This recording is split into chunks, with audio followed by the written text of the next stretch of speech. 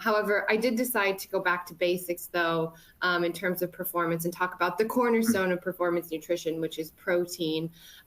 Protein has really become, I think, the Swiss Army knife of nutrients. The benefits of protein, first recognized by consumers, in all fairness, in the performance space. It's broadened quite drastically since then. That's obviously not the news here. But what I want to point out is how relevant protein has become to so many conversations that are dominating trend discussions outside of performance. First off, I think, we have fully yet to understand the impact that anti-obesity medications is going to have on the nutrition industry. And certainly protein and its benefits from satiety, muscle loss, all those things, it's having, it's a part of that conversation in a very big way, and I think will continue to be. Protein is also essential to the conversation about the expansion of fitness. Obviously, a lot of, when you think about hardcore sports, now all the way down to yoga, there's a huge spectrum of performance here, and protein plays across that. And you'll talk about that a little bit in terms of the different protein sources and how they play into that. And also, I think the latest buzzword that I seem to be hearing all over the place is, longevity and nutrient density, muscle health. Protein is really a large part of those conversations, I think, as well. I think, I'm going on about it, but protein really is the wonder ingredient. And that's really exemplified if you look at this chart from everything. And this is a global chart looking at global consumers. Protein is considered to be helping with energy, weight management, immunity, even healing the body. It just has this health halo that it hasn't quite shook yet. So arguably, I would say that the US is the most developed protein enhancement market, although it's still not totally mature. There's still lots of opportunity here. So what we did is we decided to take a look into protein enhancement growth across all categories. So this chart looks at measured market sales. So it includes places like online and Costco. So again, the measured market growth of what we call protein enhanced segments. Now, if you combine those all together, they grew about 7% last year. But I think it's the growth dynamics of the individual categories that sort of reveal the most about the market. So obviously, let's start with the biggest, protein ready to drink. It's the largest. It also has the highest growth. This is not surprising given, the protein RTD. It's very convenient, and a lot of mainstream consumers look to it to get the benefits of protein. It's followed by protein bars. Now, what's interesting here is we aggregate all protein bars together, and that number is slightly down, so it's down about 0.4%. But when we segment out the bars based on protein content, we look at a segment called high protein bars, and that's those that contain 15 grams or more of protein. That segment actually grew 5% in the last year, and the others declined. So again, another kind of indication of protein and more protein having positive effects.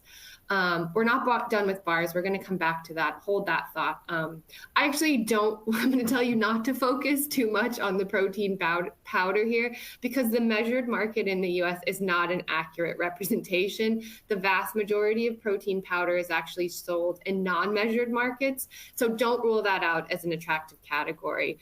But what I do want to point out in this slide before we move on is that protein cookies and confections, which saw negative growth. It's a very niche category. So to see negative growth from such a small base, I think can be kind of surprising.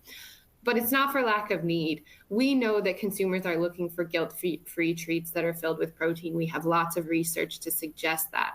I actually think what's happening in the bar space could inform what the cookies and confections can do. So when we dive deeper into the bar space, the disruptors in that area are leaning heavily on an indulgence-focused bar. It's the Fit Crunches, the Bear Bells. They're shaking things up. Their bars are different. They're indulgent.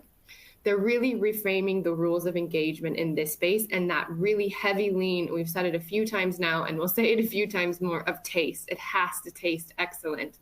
So, Nick, to steal your words, you can't take the cookie out of the cookie. So can you talk maybe a little bit more about what you're seeing from a protein perspective in different formats? Yeah, thanks, Nikki. I just must re-emphasize, you definitely can't take the cookie out of the cookie. I think we would love a little bit of protein in a cookie, but it can't be at the detriment to what we believe as consumers a cookie should taste like. And it's a fine balance.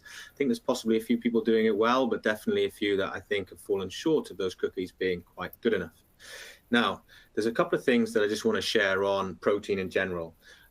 In terms of the database and the products that we look at. Firstly, we have a huge database of protein powders. I think it's covering nearly 9,000 protein powders that covers both geographies of the US and Europe.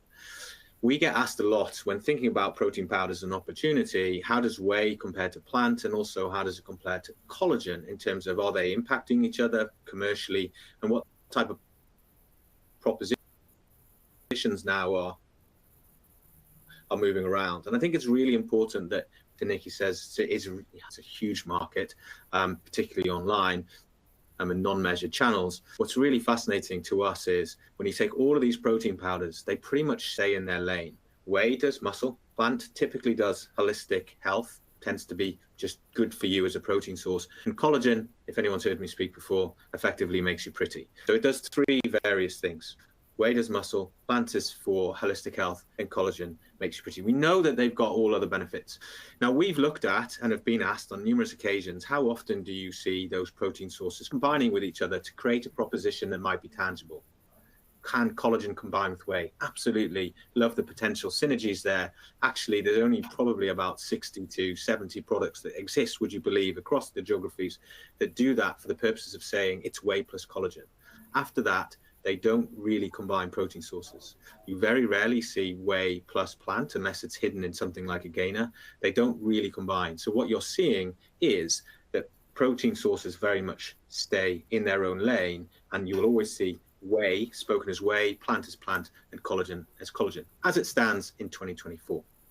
Now, I also just want to add that in protein powders, it still remains relatively technical in that at least 50% of the protein powders will call out the protein source on pack. It's a pea protein, it's a whey protein, it's got high bioavailability, it's got high digestibility, it's working on muscle protein synthesis. So there's a lot of technical features about it. Interesting to see how big RTDs are on what you shared earlier, Nikki, and that 31% of them actually still try to be quite specific about the protein source and the technical capabilities of what that product is doing. It's less so than powders, so it's obviously trying to be more relevant to more people, but can't quite lose the fact it wants to tell itself that it does a benefit. Look at bars. Bars comes right down altogether. So if you want to think about indulgence and the treat and the purpose that bar serves in terms of a protein bar, then in terms of 5% are only really using protein sources and around that. There is a mitigating factor in that most bars tend to be a matrix of protein sources, so there's lots of things to understand. But the basic premise of powders being the technical one, RTDs being somewhere in the middle, but obviously democratizing for more people, and then bars being all about indulgence is very much shown in that space. Now, I think I do want to drop back. So if I'll drop it back. Because we know that we're live, everyone, which is really good. I also just want to point out, a lot of people ask us about the dose. Stereotypically, people go 20 grams, that's what it is. Now, what we have on this chart is the US and Canada here at the top. We've got RTM for powder, and we've split it out whey, which is 660 products.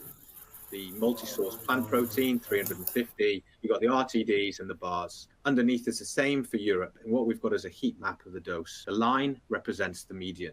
Just note a few things that I think are really important. Whey, median dose, 25 grams per serve versus 20 grams per serve for plant. Why? Well, maybe it's to do with the impact on taste. Maybe it's to do that the consumer perceives the holistic benefits of plant to need to be slightly lower. I'll also point out that the heat map is not as strong. Whey is really refined about 20 to 25 up to 30. Plant has a lot more actual variability back and forth. RTDs, there is variability as there is in everything, still stays true to around about 20 grams. But yes, there's a couple of 10 grams, there's a few 15 grams. But the median revolves around the 20. So they stay quite true to that approach. And then look at bars. Now, this is the interesting one. Bars have slightly decreased in terms of a median value at a category level at about 15 grams per serve. yes, for all of those you saying, some big brands, Quest barbells, have 20 grams. The big brands that have existed for a long time aren't going to suddenly go from 20 to 15. They're already successful. But look at the innovation around them. 15 grams, 16 grams, and so on is doing a really good job. And we know that bars are getting smaller and with less protein in terms of innovation. Interesting areas for you there.